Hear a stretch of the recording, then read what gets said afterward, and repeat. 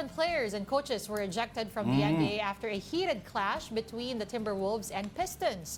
For the details, we have One News sports editor Rizza Diaz. Rizza?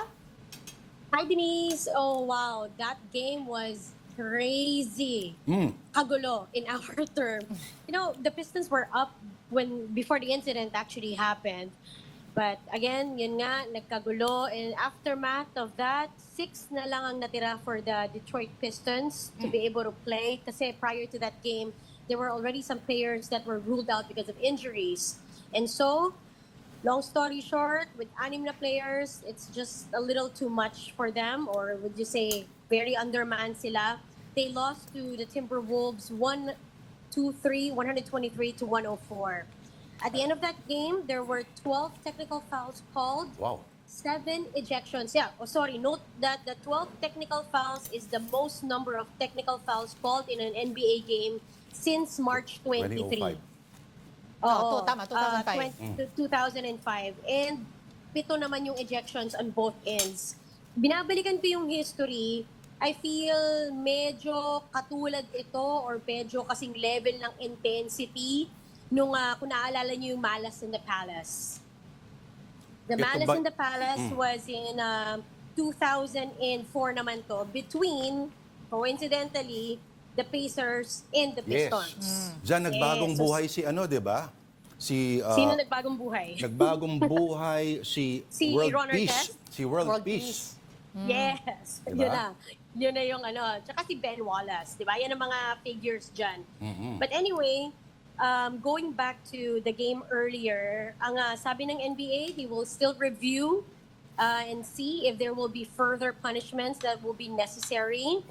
And ang isa pang tinitignan nila in this kind of like rang the alarms on the NBA side of things sa office is yung altercation na ganito is potentially harmful for the fans, especially the ones yun nga that are sitting courtside. Meron nga daw, di ba?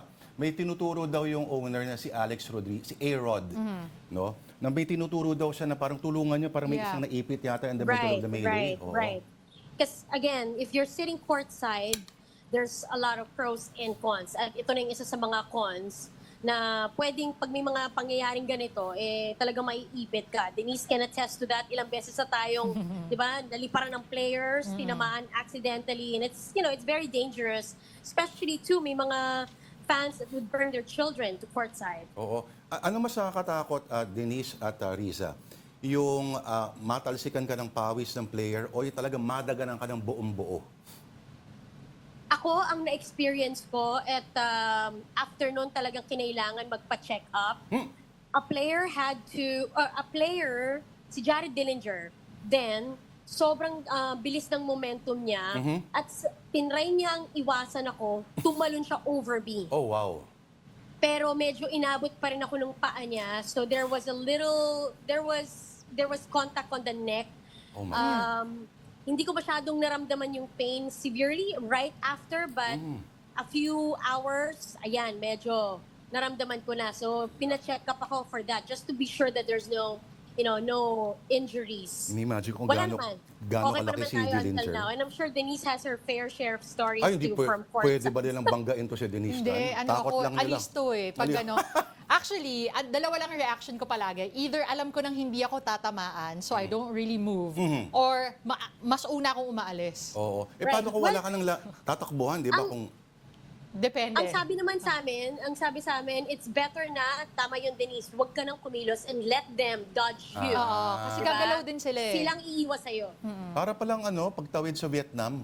Actually, maraming motor. May mga motor. Huwag mo sila tingnan. Oo, silang iiwas sa'yo. Pero ito, good news naman tayo. Officially, we are on the top 100 of the World Tennis Association. Alex Eala just put the Philippines in another level of greatness as she is the very first Filipina to be ever ranked in the top 100 of the WTA. So naglabas na ang WTA ng announcement and she is ranked 75th on the world rankings. This is again after her achievements dun sa Miami Open. So ano bang nito? Ano bang mga mangyayari after na malagay na nga siya sa WTA Top 100. Well, she's now getting to be, or she will be now seeded in main draws, yung mga main events ng WTA from here on forward. So hindi na siya kailangan maging wild card or diba minsan may mga iba pang pre-qualifiers before those said tournaments. Ngayon, maisiseed na siya. So she'll belong to like the first, let's say the 30 competing players for the said tournament moving forward. Ganyan ang mga kumbaga benefits of being in the top 100. Go, 19. So, yeah. Ilang taon lang si Alex? 19, oo. Marami pang mahaba-haba pang lalakbay ni Alex pero ang ganda na ng simula. Babalik ako doon sa Pistons ha. Oo. So sorry Rizza. Sino ba ang parang kung nung panahon ko, kabataan ko no? Si Michael Jordan, yung Pistons talagang parang pader yan pagbabanggain niya at wala siyang panama doon. Talagang gumawa sila ng yung Jordan rules. So kahit anong mangyari, huwag mong hayaan si Jordan na mahawakan yung bola o makalapit sa ring. Pag titira, gawin ang by any means necessary. Sino yung mga medyo bad boys ngayon sa NBA, Rizza, kung may idea ka? The bad boys in the NBA. Kasi medyo hinahanap yata yung parang mga gatong ngayon kasi sinasabi, parang masyadong yung NBA, parang masyadong safe. Nag-iingat lahat ng players, wala na yung mga... Alam mo, tama ka dyan Lord. Parang the texture, the complexion of the game has changed or should we say evolved over time. Diba? And the way players play are also very different. There's more now that are shooting from the outside rather than driving. And it has, made their team successful. Tulad na lang ng Golden State Warriors. Pero, wala. Ewan ko. Pero iba kasi yung panahon talaga ni na Dennis Rodman. Oh diba? my, Ibang ibang breed yung mga player din. Isaiah Thomas, if you would remember, yung mga ganyan. Sobrang Isaiah Thomas. Hindi kinamayan sila Michael Jordan. Nung tinalo sila noon. Yeah. At Rizza, may coach pa dito na na-eject, di ba? Ito ngayon sa... Meron, yeah.